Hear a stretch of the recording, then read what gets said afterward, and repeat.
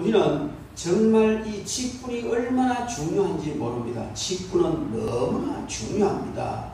왜냐하면 직분을 맡은 자에게는 영광이 함께 주어지고 권력도 함께 주어지고 권세도 함께 주어지지만 직분이 빼앗기면 영광과 권세와 권력 모든 것 함께 빼앗긴다는 사실을 우리는 너무나 잘 알고 또 경험을 했습니다. 여러분, 국회에서 대통령의 직분을 빼앗아 버리니까 정말 참 비참한 자리로 들어가더라는 것입니다. 우리에게 주어진 이 직분은 너무나 중요한데 직분이 주어질 때에 모든 영광이 주어지고 직분이 빼앗김과 함께 정말 참혹한 일까지 일어나는 것을 우리는 봅니다. 백성들에 의하여서 대통령이라는 직분을 받았을 때 너무나 영광스러웠습니다. 그러나 백성을 대표한 국회에서 그 직분을 빼앗아 버리니까 너무 비참해지잖아요. 뿐만 아니고 우리는 이 세상적인 여러 가지 직분이 있는데 이 여러 가지 직분이 다 소중합니다. 대통령은 국민으로부터 대통령이라는 직분을 받으니까 그때부터 국민을 통치하는 권력이 주어지고 그에 따른 어마어마한 권세도 주어집니다. 장관은 대통령으로부터 직분이 부여되니까 그의 권세와 영광이 존귀함이 아주 크게 되어지죠. 회사에서 회장이 특별한 사람에게 중직자로 직분이 주어지면 그 사람을 향하여 세상 사람들은 성공한 사람이다, 출세한 사람이다 이렇게 이야기를 합니다. 그러나 세상의 모든 직분은 아무리 좋아도 짧고 또 유한하기 때문에 지나갈 수밖에 없는 것입니다. 그러나 우리가 교회에서 주어지는 이 직분은 세상에서 주어지는 직분보다도 더 중요할 뿐만 아니고 하늘나라에까지 연결되어지는 너무나 귀한 직분인 줄 믿습니다. 오늘 우리는 예배를 마친 다음에 장로님과 권사님을 피택하는 그런 공동의회를 하게 될 것입니다. 너무 감사한 일이지요.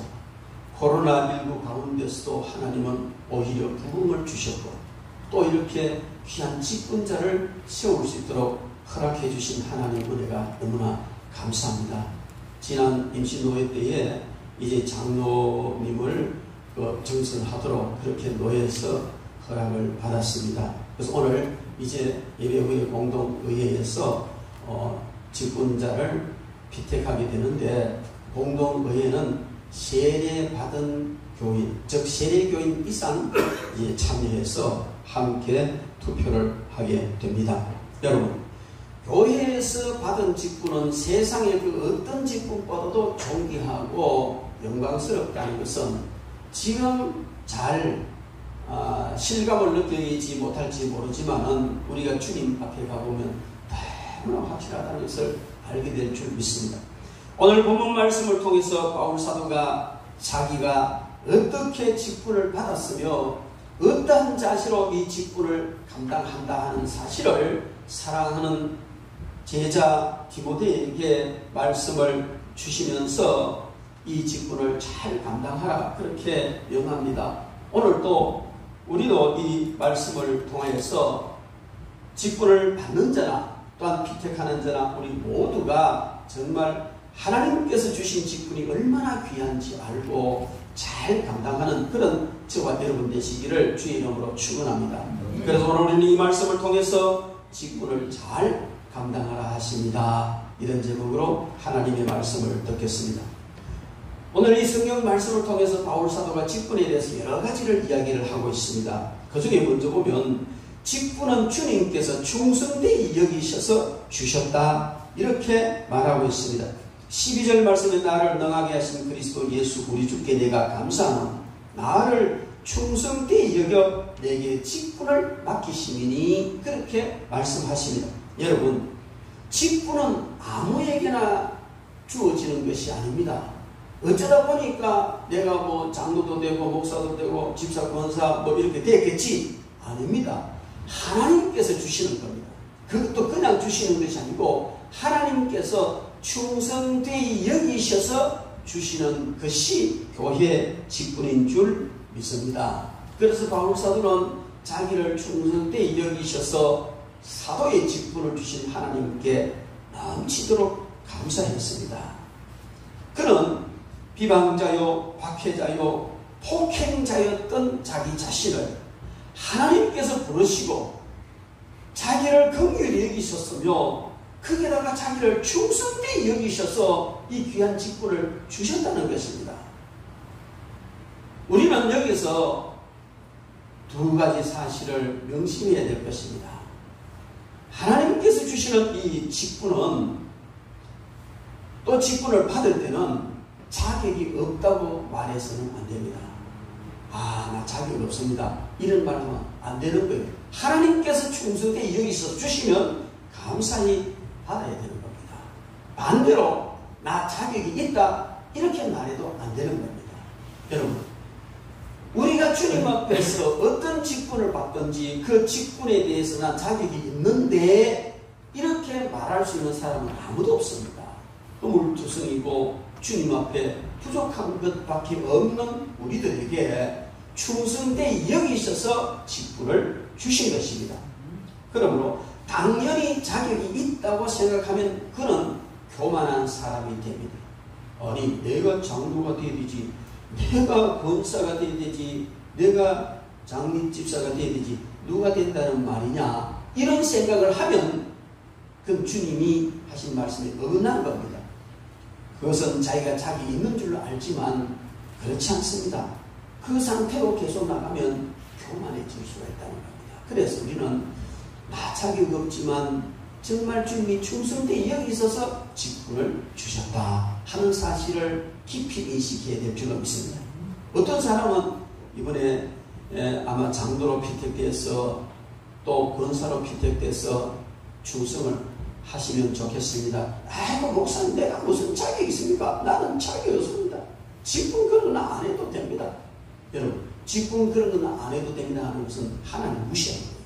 직분과 함께 주어지는 영광과 권능과 복이 얼마나 큰지 모릅니다. 그리고 나 자격이 없다는 것 당연한 것이지만 주님께서 충성되이 여기셔서 직분을 주시기 때문에 감사함으로 받아야 될 줄 믿습니다. 주님께서 우리를 충성되이 여기셨는데 그분을 실망시켜드리지는 말아야 될 것입니다. 과거를 다 잊어버리고 우리는 신실하게 주님께서 충성되이 여기셔서 주신 직분에 최선을 다해야 될 줄 믿습니다. 여러분, 충성되이 여기셔서 직분을 주시는데 이 현재 우리에게 직분을 어떤 방법으로 주시는가? 구약시대는 하나님께서 직분자를 임명했습니다. 선지자를 임명하셨고 선지자를 통해 왕을 임명하셨고 하나님이 이렇게 사람을 직접 임명하셔서 기름 부어 세우셨습니다.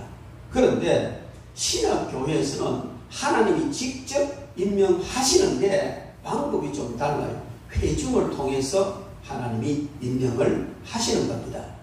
성경의 계시가 완성되어진 이 신약시대는 성령께서 오셔서 각 사람 마음에 임재해 계시기 때문에 모든 성도들이 신실하게 성령님께 이끌림을 받으면 성령님의 인도를 따르게 되고 하나님의 뜻을 행하게 되는 겁니다. 그래서 신실하게 성령님의 이끄심을 받고 성령님의 인도함을 받는 그 사람에게 하나님께서는 감동을 주셔서 직분자를 세우게 하시는데 그 방법이 투표라는 방법으로 나온다는 겁니다.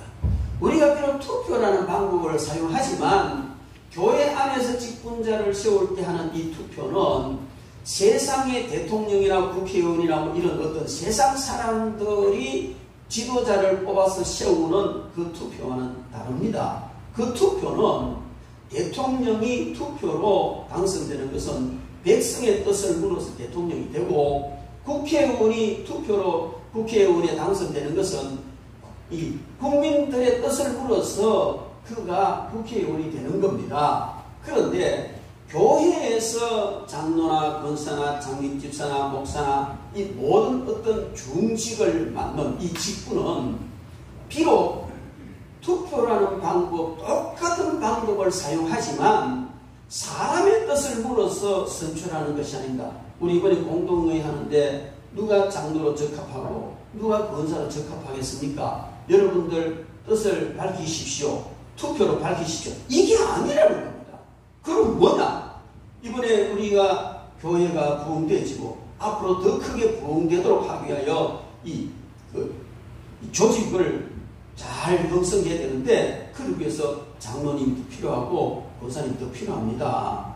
그러니까 하나님께서 누구를 세우는 것이 하나님의 뜻인지 우리 속에 계시는 성령님의 감동을 통해서 투표로 발표를 하는 겁니다. 그러니까 이것은 피택받는 사람이나 투표로 선출하는 사람이나 모두 다가 사람의 뜻을 세상 어떤 투표처럼 사람의 뜻을 묻는 것이 아니고 하나님의 뜻을 묻는 것입니다. 하나님의 뜻을 물어서 하나님의 뜻대로 직분자가 선출되어져야 될 줄 믿습니다. 하나님께서 충성되이 여기셔서 직분을 주시는데 구약시대는 왕, 선지자, 제사장 이런 직분이 있었습니다. 그리고 예수님 당시에는 특별히 예수님이 제자들에게 사도라는 직분을 주셨어요. 그리고 또 신약 성경에 보면 사도와 장로와 집사 이 세 가지 직분이 있습니다. 사도의 직은 예수님의 12제자만 사도입니다. 오늘 이 시대는 사도직은 없습니다.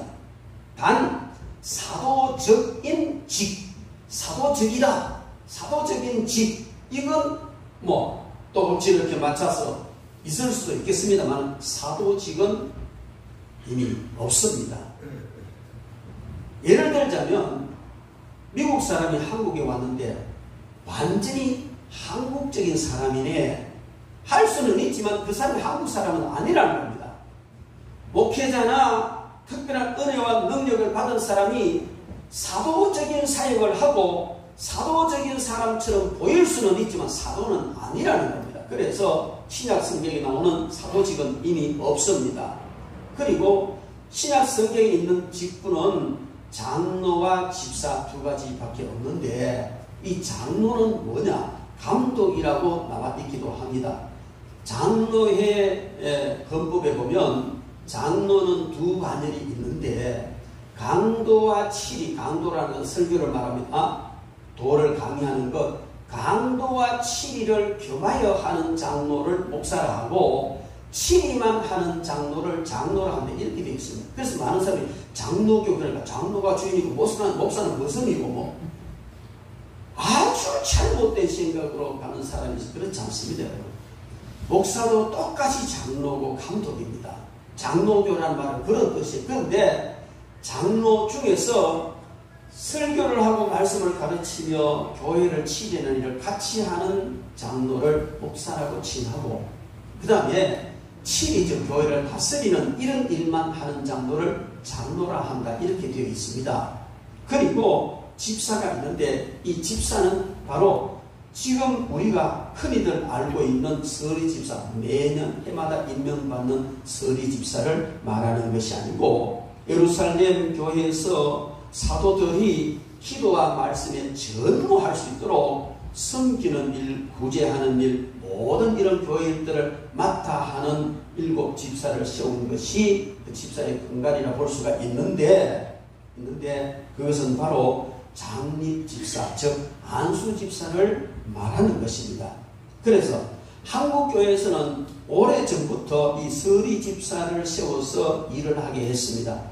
안수 집사를 세우기까지는 자격이나 여러 가지 면으로 부족하기 때문에 서리 집사를 세우는데 이 서리란 말은 대리다, 대행이다 이런 뜻이 있어요. 그죠? 국회의장 서리, 국무총리 서리, 이 서리란 말은 대행한다 이런 뜻이에요. 실질적으로 집사는 아니지만 집사의 직무를 대행하게 한 사람이 서리 집사인데 이 서리 집사는 해마다 임명을 받아야 됩니다. 한국에는 이상하게 어느 교회든지 한 번 서리 집사로 임명받으면 어느 교회 가든지 평생 서리 집사인 줄 아는데 뭐 그렇게 보편화된 인식을 가지고 있지만 아닙니다. 그 교회에서 그의 연초에 서리 집사로 임명받았으면 그 교회 서리 집사입니다. 다른 교회의 집사는 아닙니다. 그러나 그 교회의 집사이기 때문에 집사라고 이렇게 일반적으로 부르는 겁니다. 그래서 성경에는 구약시대는 왕, 선지자, 제사장 세 직분이 있었고 예수님 당시에는 예수님의 제자들 사도직이 있었고 그 다음에 예수님 이후에 교회 신약성에 보면 장로와 집사가 있는데 장로는 바로 목사와 장로, 집사는 장립집사 즉 안수집사다 하는 사실을 우리가 인식을 해야 될 줄 믿습니다. 그런데 현대교회는 다양한 직분들이 많이 있습니다. 교회가 발달되어지고 문화가 발달되어지고 사회가 다양화되어지고 교회의 사역이 여러 가지 분야로 다양해지니까 거기에 따르는 교회 직분자도 여러 가지로 생겨나게 됩니다. 그래서 교회에서 여러 가지 이런 직분을 세우는데 그 중에 하나가 권사입니다. 권사는 성경에는 없지만은 시초에는 감리교회에서 목회자들을 돕는 자로 권사를 세웠는데 감리교회 권사는 남자 여자 전부 다 권사입니다. 그리고 안수에서 권사를 세웁니다. 장로교에서는 지금도 우리 합동측에서는 여자에게 안수 안 하잖아요. 여자 목사도 안수 안 하고 안수를 안 하는데 그래서 안수를 하지 않기 때문에 그냥 권사로 세워서 안수 없는 꼭 그렇게 딱 맞다 할 수는 없지만은 그래도 안수 집사격에 해당되는 여자의 직분을 권사로 세운 겁니다. 지금 몇몇 교단에서는 여자 장로를 세우기도 합니다. 모르긴 해도 얼마 가지 않으면 합동 측에서도 여자 목사를 세우고 여자 장로도 세우게 될 것이다. 저는 그렇게 전망을 합니다. 그래서 어쨌든 이 권사라는 직분은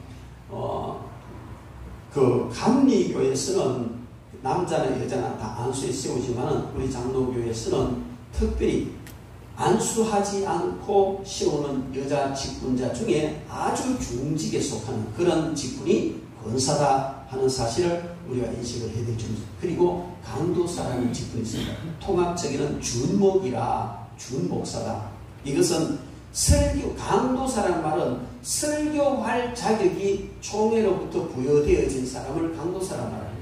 신학을 공부를 하고 총회에서 시험을 쳐서 이 사람은 설교를 맡겨놔도 딴소리 흩은 소리 안 하겠다. 하나님의 말씀을 바르게 전할 수 있겠다 해서 인정해주는 그 직분이 강도사라는 직분입니다. 그래서 강도사가 되고 난 뒤에 일정 수련과 기간이 지나서 목사 고시해서 목사로 이제 안수를 받게 되는 겁니다. 그 외에 이제 전도사라는 직분이 있는데 이 전도사라는 직분은 그냥 목사 후보생으로 목사가 될 사람이 신학교에서 신학을 공부하고 교회에서 훈련받으면서 이렇게 여러 가지 일을 감당하는 그런 사람이라고 보면 됩니다. 전도인도 거기 속한다고 볼 수가 있습니다.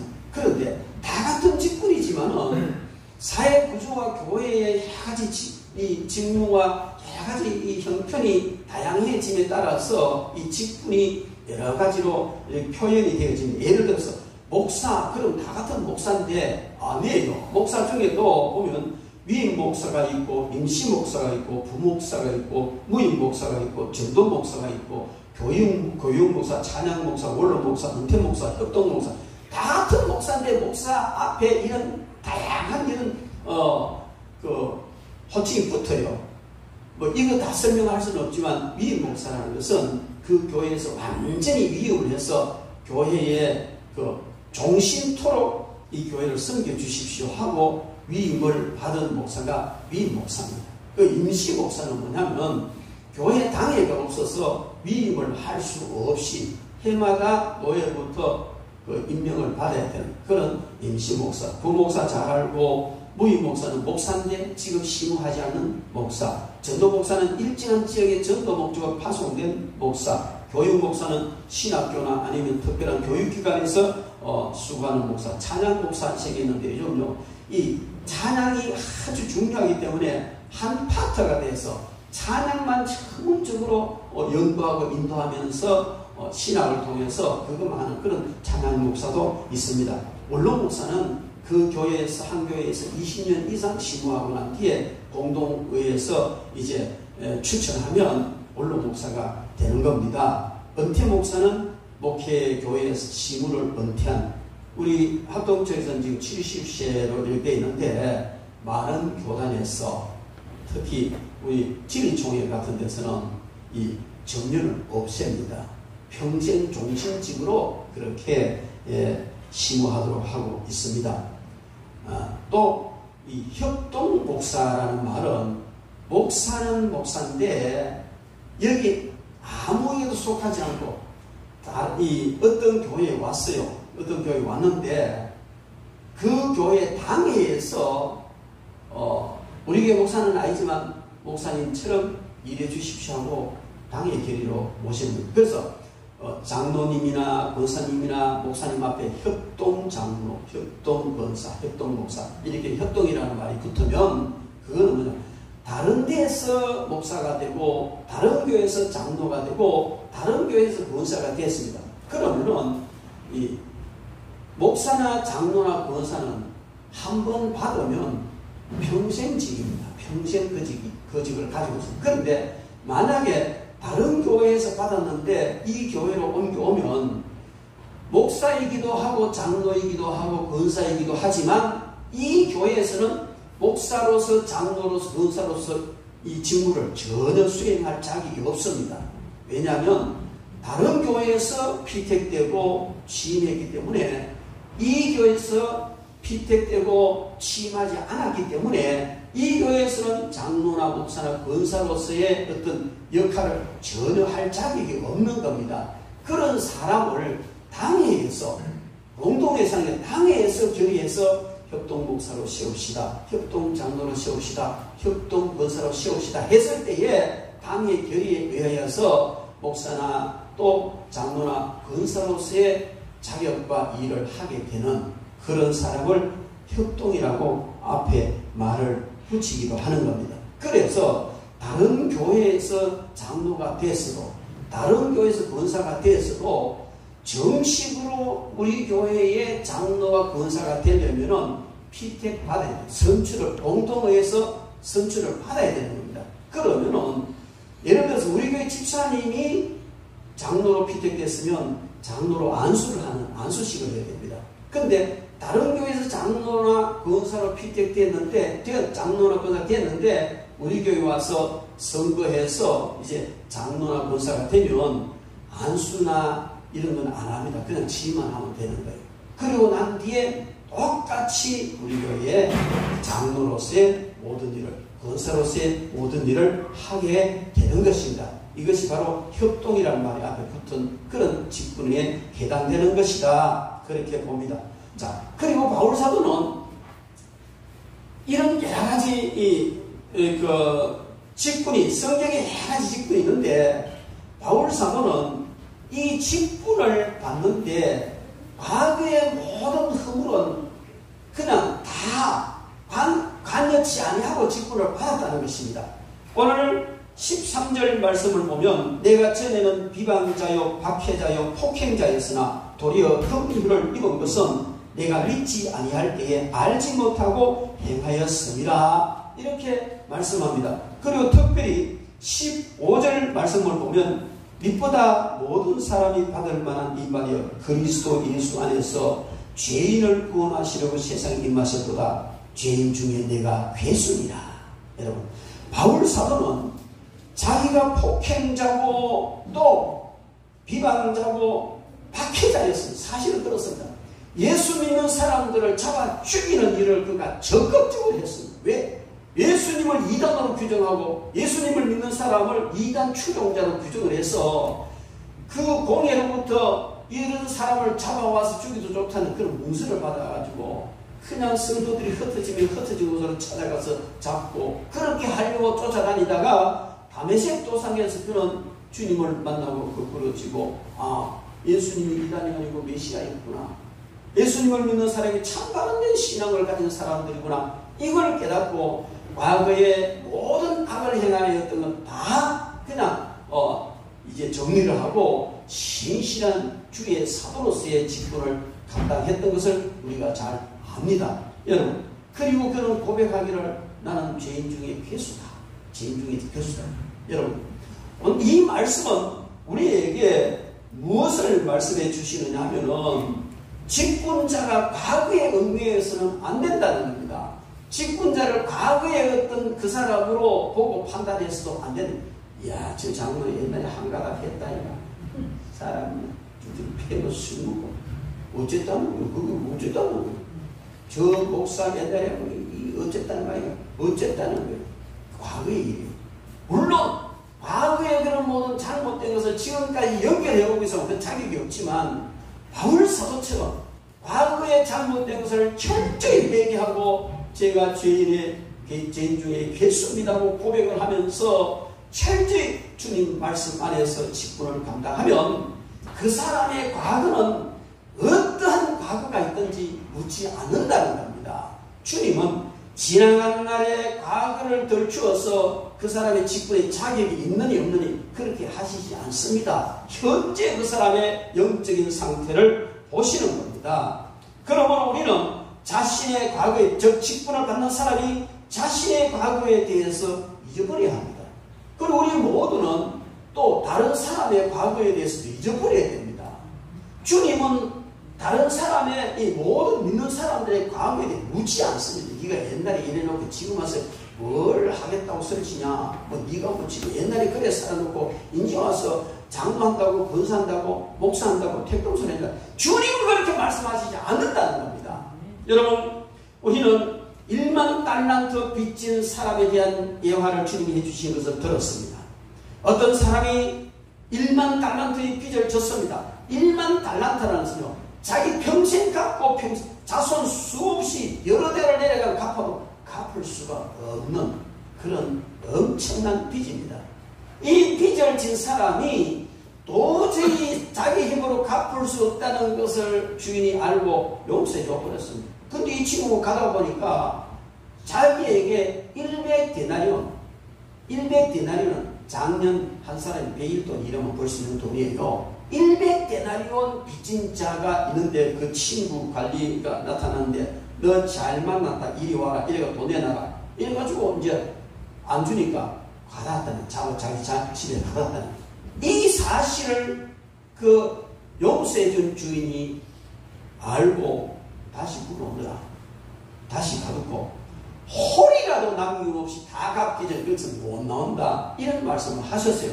그것은 무슨 말이냐면 우리가 저와 여러분들이 주님 앞에 탕감받은 빚, 죄의 빚, 모든 것은 1만 달란트 빚진 것과 같다는 겁니다. 그렇습니다. 영원토록 지옥에서 형벌을 당해야만이 갚을 수 있는 그 죄의 빚을 주님께서 깨끗하게 용서해 주셨어요. 깨끗하게 용서해 주셨어요. 그런데 내 이웃이 내게 잘못한 거나 내 이웃이 내게 손해를 끼친 거나 이거는 100데나리온 빚진 것만큼도 안 된다는 겁니다.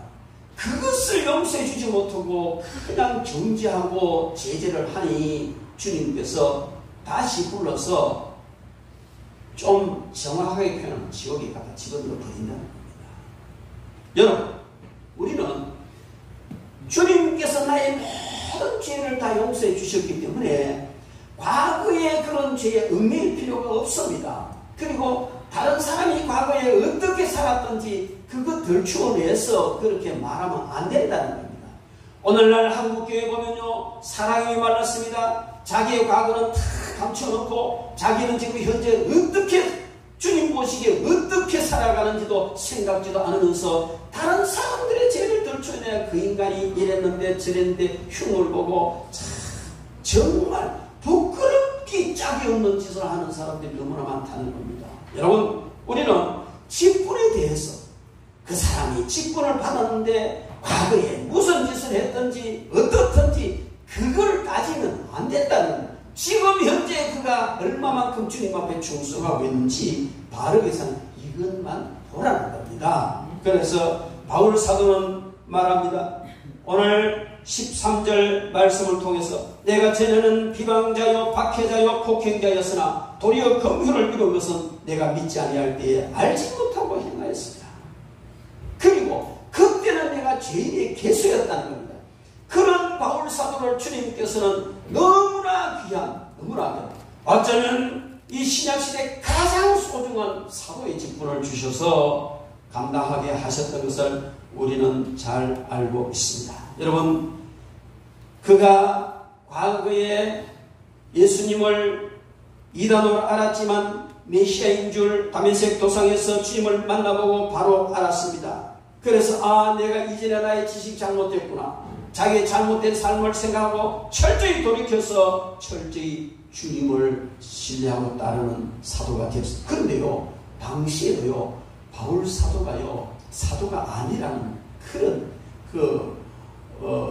여론과 분위기가 너무 팽배해졌어요. 그래서 바울 서신을 보면요, 예수 그리스도의 사도된 나 바울은 하나님의 은혜로 사도된 나 바울, 사도된 나 바울, 자기의 사도성을 굉장히 많이 강조를 합니다.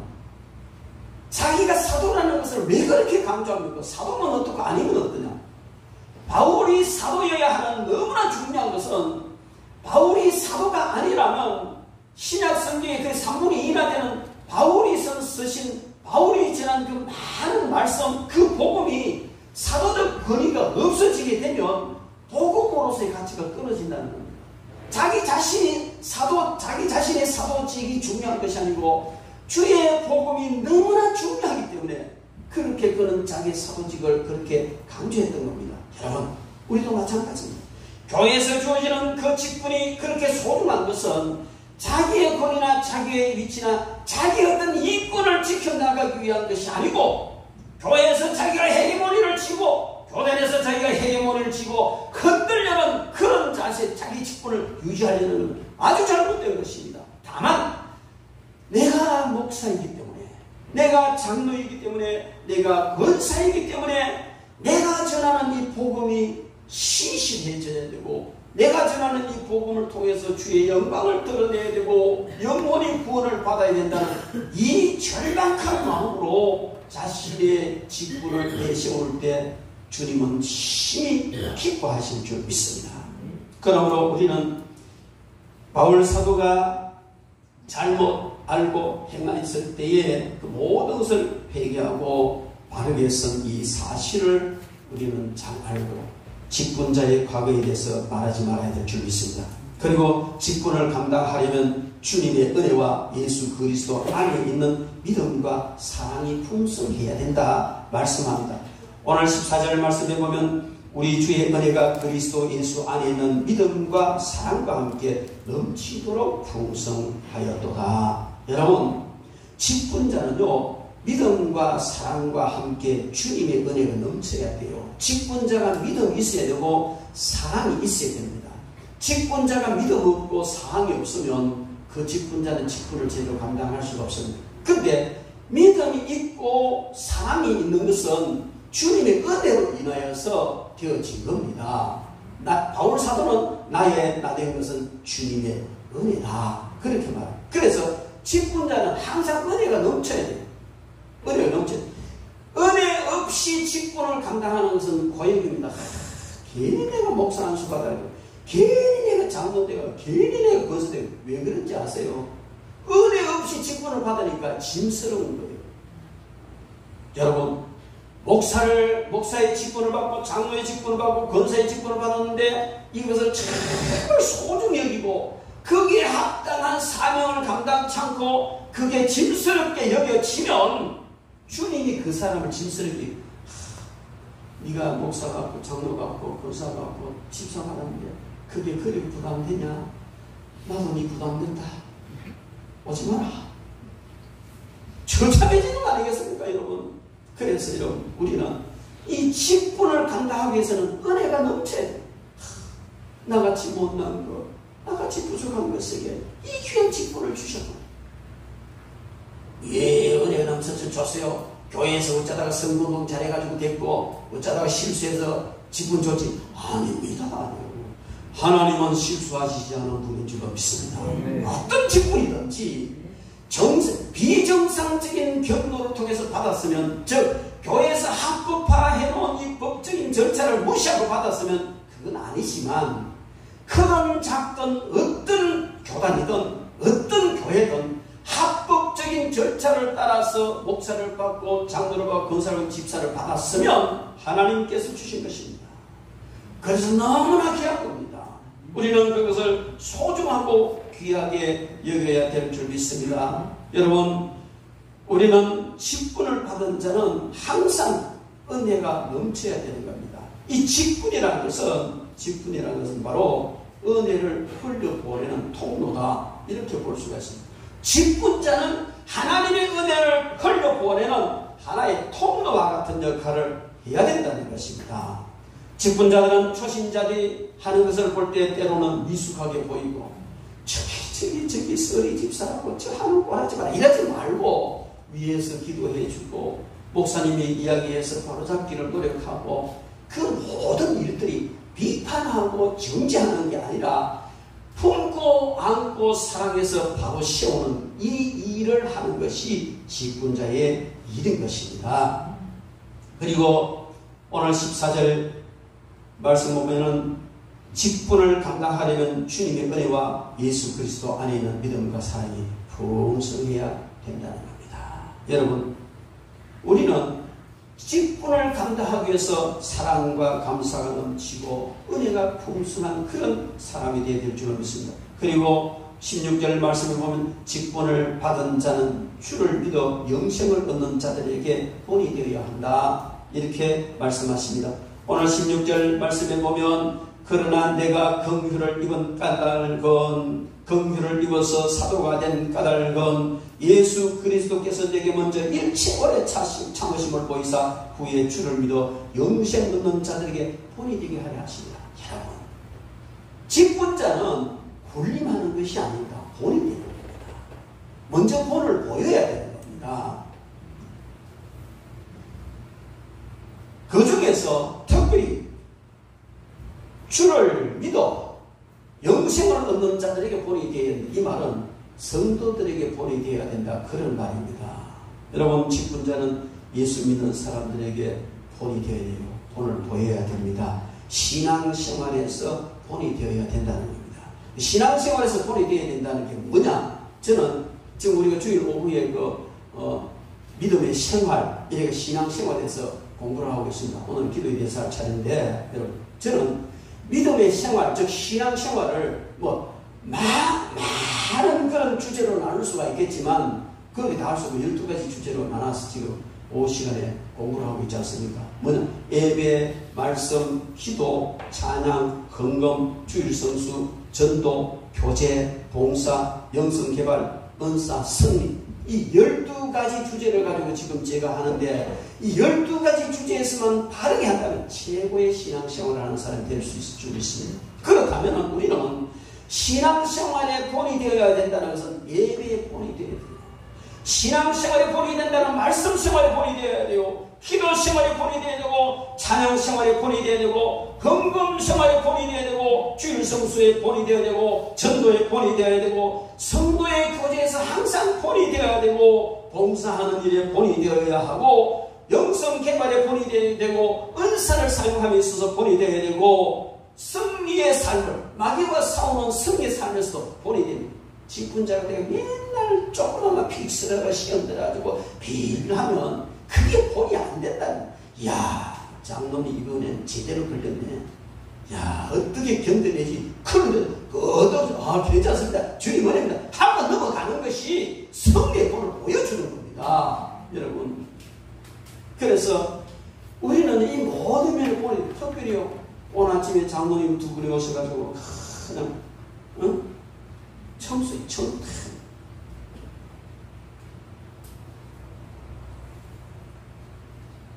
이런 말씀들이 좀 지저분하지만, 어떤 사람이 지나가다가 밤에 되게 시가 마려우노라. 그러면 우리 그 교회 입구에다가 시 사놓고 가버렸어요. 타입이 뭡니까? 타입 콘크리트에 사놓으니까 이게 뭐 흘러가지고 밑으로 내려가고 아마 여러분 오늘 들어왔는데 냄새가 좀 안 좋았을 거예요. 그 더러운 걸로 이게 다 꺼냈다고 장로님이 그렇게 하십니다. 장로님이 봉사의 본을 보이는 것인 줄로 믿습니다. 얼마나 아름다운지 저는 너무 감사하고 감동스러워요. 우리는 이런 귀한 분들의 본을 하나하나 따라가야 될 줄로 믿습니다. 여러분들이 예배 시간 되는데 이러면 차가 왜 막히지? 팍팍팍 비켜. 고객 운전을 해오지 말고 1시간 정도 일찍 오세요. 오셔가지고 이것저것 살피고 또 돌보고 이렇게 좀 하고 이렇게 해야 됩니다. 여러분 어쨌든 직분자는 본을 보이는 자여야 한다는 것을 바울사도는 말합니다. 그리고 직분 맡은 자는 하나님께 존귀와 영광을 올려드리는 삶을 살아야 한다. 오늘 17절 말씀에 보면 영원하신 왕 곧 썩지 아니하고 보이지 아니하고 홀로 하나이신 하나님께 존귀와 영광이 영원 무궁하도록 있을지어다. 아멘. 우리가 사람의 가장 근본되는 목적이 무엇이냐? 하나님을 영원롭게 하고 영원토록 하나님을 즐거워하는 것이 인간의 본분이지만 그것이 성도의 본분이지만 직분자도 마찬가지입니다. 직분자도 그 직분을 통해서 하나님이 영광을 받으셔야 됩니다. 직분 수행을 통해서 자기가 영광 받으면 하나님 영광을 가로채는 것이 되기 때문에 하나님 굉장히 싫어하십니다. 직분자가 하나하나 일을 함으로 하나님께 영광이 돌아가는 이런 일이 일어나야 될 줄로 믿습니다. 우리가 하나님으로부터 직분을 받은 것은 하나님의 영광을 위하는 삶을 살도록 하는 살아야 되는 책임도 함께 부여받는 겁니다. 권리를 부여받으면 권세를 부여받으면 의무와 책임도 당연히 따라옵니다. 그 의무와 책임을 다하지 못하면 권리와 권세도 박탈당하게 되는 겁니다. 그래서 우리는요 정말 하나님께 영광을 올려 직분자는 그냥 불철주야로 큰 생각에 하나님께 영광, 하나님을 위한 하나님 영광을 위한 삶 이거를 생각해야 될 줄로 믿습니다. 여러분 그런데 그렇지 못하면 직분을 주셨는데 그 직분을 가지고 하나님께 영광을 올려드리지 않으면 하나님 그 직분 그다 가버립니다. 그다 가버립니다. 근데 참 이상한 것은요 하나님은 직분을 그다 갔는데도 사람은 그냥 그 직분을 행하고 있는 거예요. 왜? 제도적인 문제 때문에. 그 한 예로 우리는 사울왕을 볼 수가 있습니다. 하나님께서 사무엘 선지자를 통해서 사울왕의 왕칙을 거두어버리고 다윗에게 안수해서 이 기름 부어서 왕을 삼았습니다. 그런데도 여전히 사울은 왕이에요. 여전히 왕노릇을 하고 있다. 죽을 때까지 왕노릇을 했습니다. 왜요? 인간적인 제도였기 때문에, 제도 안에 있었기 때문에. 우리는요 이 문제를 깊이 생각합니다. 오늘날 매스컴을 통해서 어떻게 목사가 저럴 수가 있어? 어떻게 장로가 저럴 수 있고 권사가 집사가 저럴 수가 있어? 하는 일을 우리 많이 보잖아요.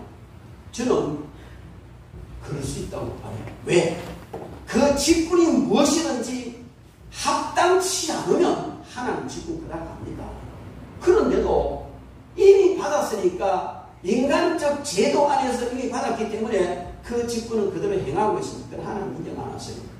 하나님은 사울을 왕으로 세웠지만 그에게 있는 왕의 직분을 빼앗아 다윗에게 주셨어요. 그런데 그는 왕따하고 있습니다.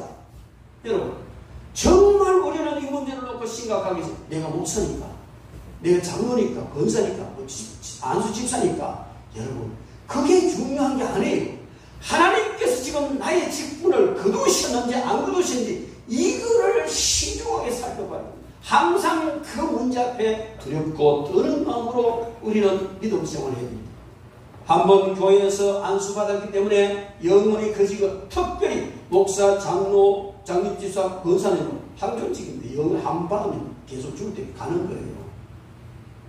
그래서 계속 목사고 장로고 권사고 안수집사인 줄 알지만 그런 사람 가운데 하나님이 그 직을 거두시고 인정 안 하시는 사람이 일단 이런 사람들이 사회에 문제를 일으키고 하나님의 영광을 가리는 겁니다. 그래서 직분자는요, 어떤 곳에서든지 하나님의 영광을 생각해야 됩니다.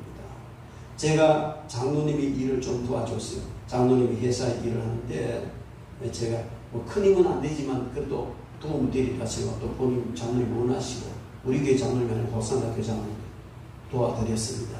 그러니까요, 막상 가서요, 그 식약 처독하고 거래 처독하고 그냥 또 뭐 바이어도 또 뭐 영업 그다음에 뭐 다른 어떤 회사 사람을 만나고 회사에 직하면 기획이사 하는 직함을 가지고 제가 일을 했는데 많은 사람을 만났어요. 그러면서 제가요 끝없이 기도한 내용이 있습니다. 하나님, 내가 목사라는 것을 저 사람이 알게 하시고 목사의 품위를 잃지 않게 해주옵소서. 상대가 누구든지 내가 어떤 일을 하든지 그와 어떤 관계를 맺든지 목사로서의 품위를 잃지 않게 해주옵소서. 계속 기도했습니다. 계속 기도했어요. 그리고 당당하게 했어요. 나중에는 오히려 좋아하더라고요. 아, 목사님 하세요? 그럼 목사 할 수 있어요. 장로님 도와주는 거니까. 여러분, 그래서 우리는 우리가 가진 이 직분을 어디에 가서 누구한테 내놔도 하나님 영광 가리지 않으면 목사를 하지 마세요. 아유, 내 장로를 하지 마세요. 내 권사를 하지 마세요. 권사를 부르지 말고 대표를 하세요. 그래서는 안 된다는 거예요. 당당하게 목사로 불려지고 장로로 불려지고 권사로 불려지고 안수 집사로 불려져야 되는 겁니다. 그리고 그것이 인정되어지고 그것이 역시 장로님이 다르네, 권사님이 다르네, 이래서 하나님께 영광을 돌려드려야 되는데 오늘 바울 사도는 바로 그것을 이야기하고 있습니다. 직분자를 통해서 하나님의 영광을 받으셔야 된다는 것을 이야기하고 있습니다. 주님은 영광스러운 직을 영화롭게 하신다 교회입니다. 그리고 영광스러운 직분을 가진 자를 영광스럽게 하십니다. 목사와 교사와 장로, 집사, 권사 그리고 여러 지체를 주님께서는 직분을 주셨는데 그 직분을 통해서 하나님의 영광을 받으시기를 원하시는 겁니다. 하나님께 온전히 영광을 올려드릴 때에 그를 더욱 영화롭게 해주실 줄 믿습니다. 마지막으로 본문에는 없지만 직분을 받은 자들은 어떻게 그 직분을 감당해야 되며 하나님께서 직분 주신 목적이 무엇인가? 에베소서 4장 12절 말씀에 보면 이는 성도를 온전하게 하며 봉사의 일을 하게 하며 그리스도의 몸을 세우려 하리라. 여러분, 직분 주신 목적은 성도를 온전케 하는, 이 온전케 한다는 말은요, 그 외과 의사들이 어그러진 뼈를 바로 맞추는 그런 의미로 서여지는 것입니다. 그리고 정치적인 의미로는 대립된 당파들을 합치는 그런 의미로 서여졌고요. 찢어진 거울을 깁는 데도 이 말이 서여졌고, 부족을 채우는 경우, 그리고 이전에 잘못된 상태를 바로잡는, 이게 뭐냐면은 성도를 온전케 한다는 것은요, 뭔가 문제가 있는 데서 하나가 되게 하고 온전케 하고 거울을 깃고 어그러진 뼈를 맞추고 양립되고 분립된 이런 걸 하나로 만들고 이러는 일을 온전케 한다는 겁니다. 교회 안에서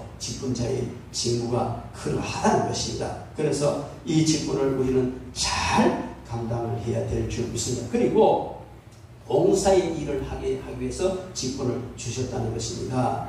여러분, 섬김은 기독교의 큰 근본적인 가치입니다. 좀 전에 처음에 말씀드렸지만 우리 장로님들은 당분적인 한 달 동안 청소하잖아요. 또 장로님 집사람 청소, 돌아가면 청소하잖아요. 얼마나 귀한 일. 이 봉사라는 말은 하인 또 뭐 집사 이런 의미, 하인의 자. 오늘 주보에 제 그림을 예수님 발 씻는 그림을 그렸습니다. 여러분, 직분자가 봉사하는 것은 주님의 본을 받아서 성도들이 발 씻어주는 하인들이 하는 일을 하는 것이 봉사의 일을 하는 것입니다. 교회의 직분은 명예나 권세가 아니라 사명과 책임과 봉사입니다. 섬긴다는 것은 다른 사람이 유익하도록 섬겨주는 겁니다. 그 사람이 자기 사용을 채우기 위해서 막 애썼는데 그걸 채워주고 그걸 도와주는 것이 아니고 그 사람이 하나님의 말씀대로 살고 믿음으로 살리고 몸부림칠 때 그를 도와주고 그를 위해서 바로잡아 주는 것, 이것이 바로 봉사에 짓는 겁니다. 섬긴다는 것은 하나님께 받은 은혜를 나누고 은혜를 흘려 보내는 것입니다. 교회의 직분은 계급화되어서는 안 됩니다. 교회의 직분이 계급화되었다는 것은 은혜가 메말랐다는 것입니다. 여러분, 교회의 직분은 절대 계급이 아닙니다. 계급이 아닙니다. 일반적으로 교회 생활하다 보면 남자는 성도, 서리집사, 안수집사, 장로 뭐 이렇게 되는 줄 알아요. 여자들은 일반 성도, 서리집사, 권사 이렇게 뭐 하나의 절차를 밟아서 계급화되어지는 것 같은 일이 아닙니다. 여러분, 아닙니다. 교회의 직분은 철저히 섬기기 위해서 주어진 것입니다. 그리고 교회의 직분은 그리스도의 몸을 씌우기 위해서 예수 그리스도께서 우리 교회의 십자가에 죽으심으로 보통이 되셨고 우리 모두가 하나하나 벽돌처럼 이어져가는 이것이 바로 그리스도의 몸을 씌우는 것인데 그리스도의 몸을 씌우도록 직분을 주신 것입니다. 그리고 직분을 잘 감당하는 자는 주님께 칭찬과 사랑을 받습니다. 배나 존경을 받습니다. 하나님께서 존귀히 여기십니다. 사무엘상 2장 30절 나를 존중히 여기지 않은 내가 존중히 여기고 나를 멸시하는 자를 내가 멸시하리라. 직분을 통해서 하나님을 존귀히 여기는 하나님께 그 사람을 존귀한 자로 세워주실 줄로 믿습니다. 그리고 직분을 통해서 자녀들이 복을 받습니다. 교회 직분 잘 감당한 자녀들 보면요, 그 자녀들 잘 돼요. 왜? 보고 배우는 게 그거니까. 보고 배우는 그거고, 그들에게 하나님께서 복을 주실 수밖에 없습니다. 직분을 잘 감당하면 믿음이 강해집니다. 직분을 잘 감당하면 이 땅에서 복을 받습니다. 직분을 잘 감당하면 하늘나라에서 상급을 받습니다. 여러분, 우리는 오늘 바울 사도가 자기에게 주신 직분이 어떠하며 어떻게 감당해야 하며 하는 것을 말씀을 들었습니다. 우리는 이 말씀을 깊이 새겨서 직분자를 선택해야 되고 선택받은 사람은 이런 자세로 직분을 감당해야 되고 비록 내게 목사나 장로나 권사나 장님자 중한 직분을 주시지 않았다 할지라도 하다못해 교사의 직분을 아니면 작은 어떤 일을 맡은 그 모든 것까지라도 우리는 아름답게 신실하게 잘 감당해서 이 땅에서 존귀하게 되고 하나님의 복을 받고 영원한 하늘나라에서 해처럼 찬란하게 영광의 멸류관 받고 존귀한 자로 나타나서 영원토록 하나님 앞에 영광을 올려드리는 그런 복된 삶을 사시기를 주님의 이름으로 축원합니다. 기도하겠습니다.